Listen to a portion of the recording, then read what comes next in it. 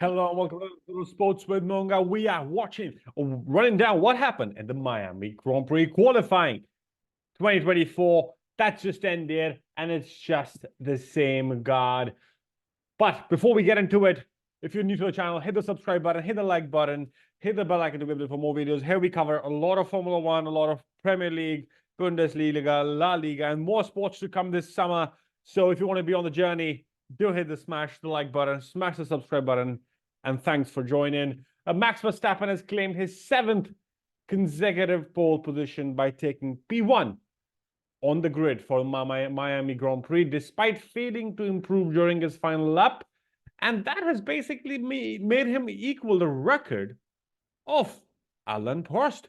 After 31 years of waiting, a driver has finally managed to secure 6 pole positions in the first 6 races. The name of this driver is Max Verstappen. The last time it happened was in the season of 93 by Alain Prost, who had done this crazy feat.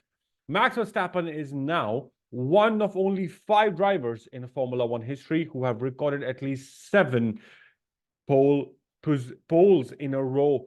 Ayrton Senna, 2 times he did that. Alain Prost 1 time. Michael Schumacher, Lewis Hamilton, and Max Verstappen. And it's a list of all the greats. So you can imagine the ecstasy and the love that everybody has for Mr. Max Verstappen and the way the dominance of him. There's no denying Red Bull is a machine of like wonders right now. It's just a winning machine and a winning mentality. Max Verstappen behind that car is just rapid. But just watching on that and just saying that it's a feat of its own. Everybody's going to say that is Max Verstappen killing Formula One? Come on, guys, grow up. It's how Formula One has worked all the time. There have been dominations. Mercedes has had dominating for like the whole of the 2020s. They were like all dominating. Nobody was having a problem. Like after 2020s, the regulation changed. It's Max Verstappen's time. But 2010s, if you remember, 13, 14, 15, 16, 17, 18, 19, all of them were won by the mighty of Mercedes-Benz, with Lewis Hamilton claiming most of them, with Nico Hulkenberg, Nico Rosberg being one who won there. So let's just kill that notion of everybody kind of saying, just kind of, why are you trying to make a conspiracy theory out of it? Max Verstappen is not killing Formula One. Max Verstappen is Formula One. He is the dominance. He is the driver. Everybody wants to see it. Everybody wants to beat him. That's what we want in Formula One. The Dutchman had provisionally put himself into the pole, the first runs in Q3, having set a time of 1 minute 27.241, and this proved to be enough to maintain the position. Charles Leclerc will join Red Bull driver in the front row with his Ferrari teammate Carlos Sainz, and it's a good thing. The blue overalls on the Ferrari boys looks very different. They almost look like delivery boys, but kill me for saying this. I always think of Ferrari in our fucking red. I don't think of Ferrari in a blue. Come on, boys. Of course, this is the HP partnership and stuff and so on. It's good for marketing. I don't think we should stick enough for the blues once and for all. Get done with it and move on. Sergio Perez sealed P4 in another Red Bull ahead of McLaren pair of Lando Norris and Oscar Piastri in 5th and 6th. And 4th row belongs to the Mercedes duo of George Russell and Lewis Hamilton. P7 and P8, Nico Hulkenberg.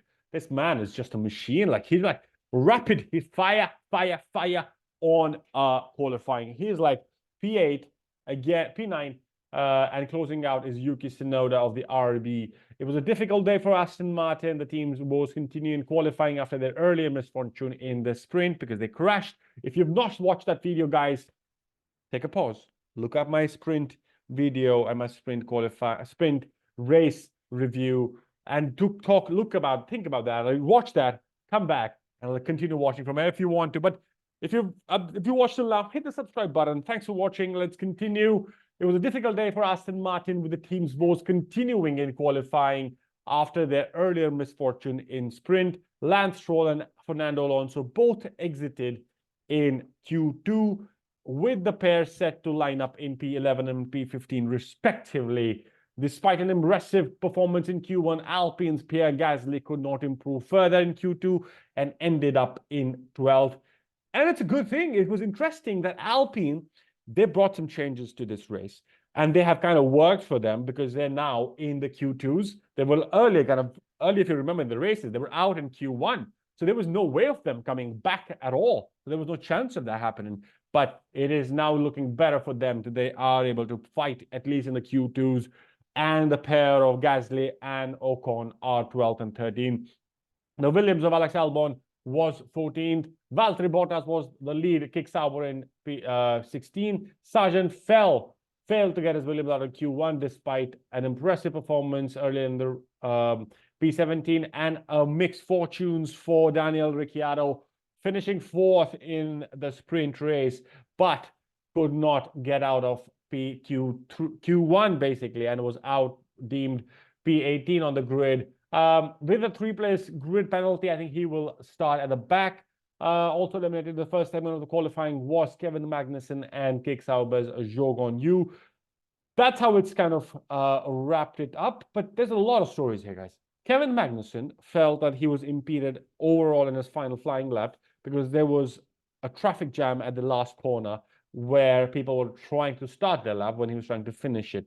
So Kevin Magnussen was all over basically after the race in the media pen.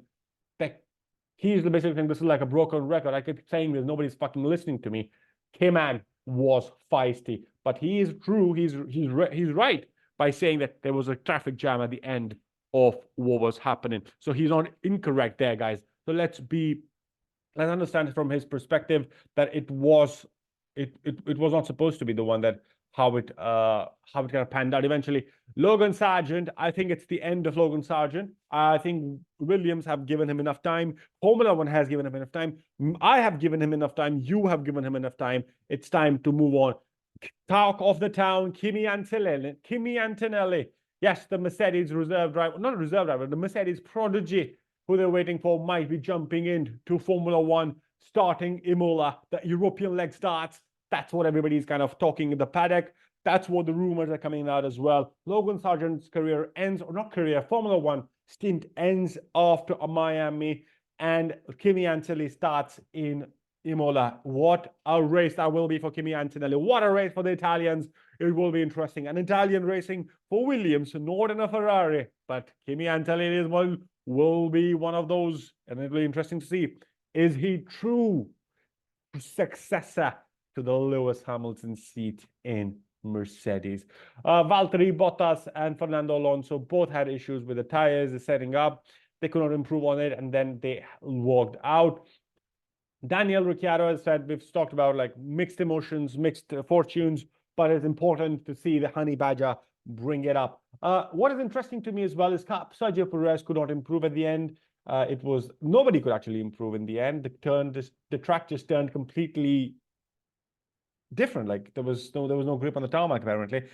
Yellow sectors all around for Max Verstappen and the Ferrari boys as well. Interesting to hear from Charles Leclerc. He said, if he pushed enough in the first sector, we could get a green, but it would kill the tire for the second and the third sector as well. And that's what eventually happened.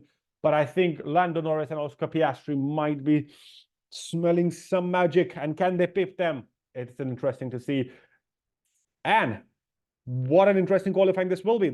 There was a chance that Charles Leclerc would be able to pip Max Verstappen, but Max Verstappen ticked out a banger of a lap for him to kind of move ahead. Will it be another victory? If you've not seen the predictions video, hope you do. Have a look at that. My predictions for the race and obviously the surprise and so on and so forth. If you've not watched that yet, hit the subscribe button, hit the comment section as well. Let me know what you think is going to happen in the race. Is this the order we're going to get? Is this Max Verstappen again holding his ground against everybody? And do we feel Daniel Ricciardo can actually finish in the points against his teammate Yuki Tsunoda? Let me know in the comments what do you think. Do hit the subscribe button.